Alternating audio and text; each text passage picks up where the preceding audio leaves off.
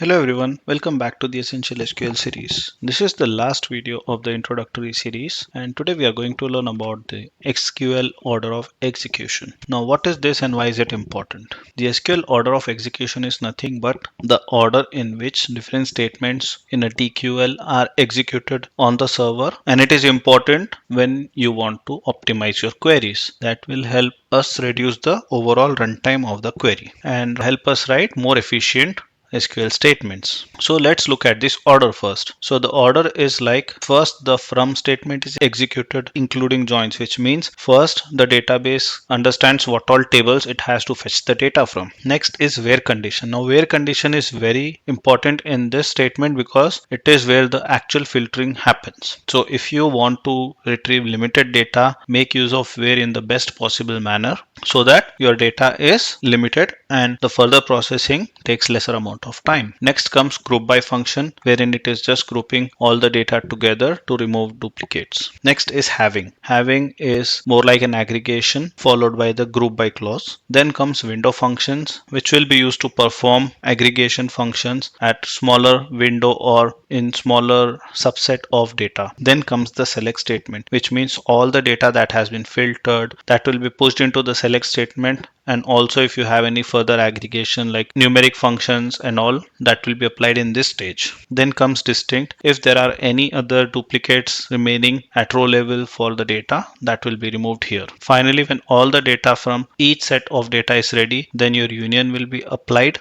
and after all the data is put together in union, an order by is applied to sort the data. Finally, if you apply the limit statement among all the output data, you will limit the number of rows for the final output. So it is important that you use where to limit the data and not use the limit statement, because limit is just displaying the top X number of rows from your final output. However, all the data resides in the backend of the virtual memory. Another important thing is a lot of people in the select statement use asterisk or star to use all the columns from all the tables, which is not advised because most of the times when we write SQL statements, we might not need all the columns. Even if you need all the columns, it is still advisable to call each column separately. So this is a very important thing to understand. Once you understand this, optimization of query becomes very easy for us, and this is the core of how SQL works, and this is also very important from an interview standpoint. Please try to understand this order, memorize it, and use it to write better queries. That's it for this video. Keep learning. Thank you.